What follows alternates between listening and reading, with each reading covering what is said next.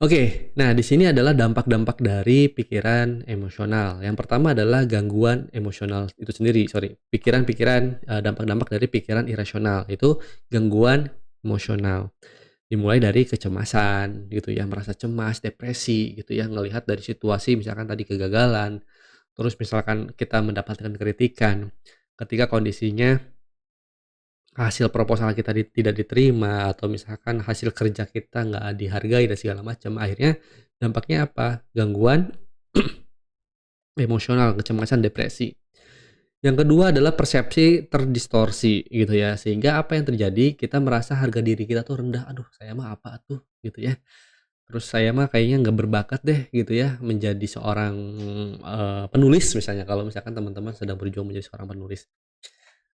Sehingga dampaknya bisa juga melakukan perilaku-perilaku yang berbahaya. Makanya banyak kan orang-orang yang depresi gitu ya, itu kan akhirnya dia larinya kemana? Larinya ke minuman keras, alkohol, sampai bahkan ke narkoba, sampai banyak juga yang melakukan tindak kriminal, cuma gara-gara gangguan emosional yang mulainya itu dari pikiran-pikiran irasional.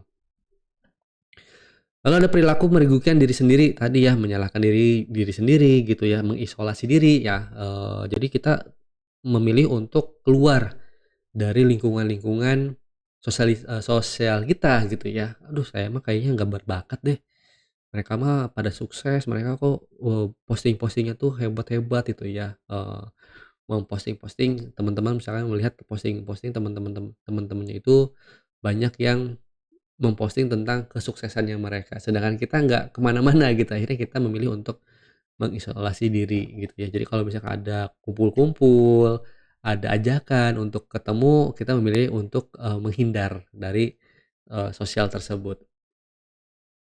Setelah itu juga ada konsekuensi secara disfungsional gitu ya, masalah penyesuaian dan juga perilaku maladaptif. Sehingga kita akan sulit tuh untuk beradaptasi dengan lingkungan-lingkungan kita sendiri gitu ya. Karena kita merasa ya tadi, merasa harga diri, rendah, kita tidak cukup layak gitu ya misalkan untuk berkumpul sama mereka-mereka gitu.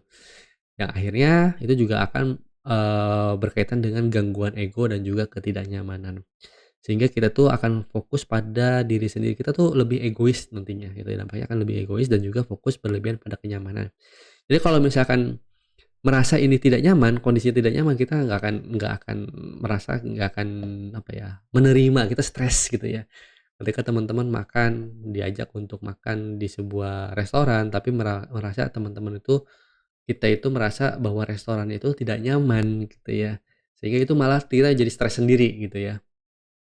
Gitu. Jadi, intinya adalah pikiran rasional ini juga bukan hal yang sepele ya. Jadi kita perlu banget untuk belajar lah istilahnya untuk mengenali dan juga mengganti dengan pikiran-pikiran yang lebih rasional. Supaya apa? Supaya hidup kita tuh jauh lebih baik gitu.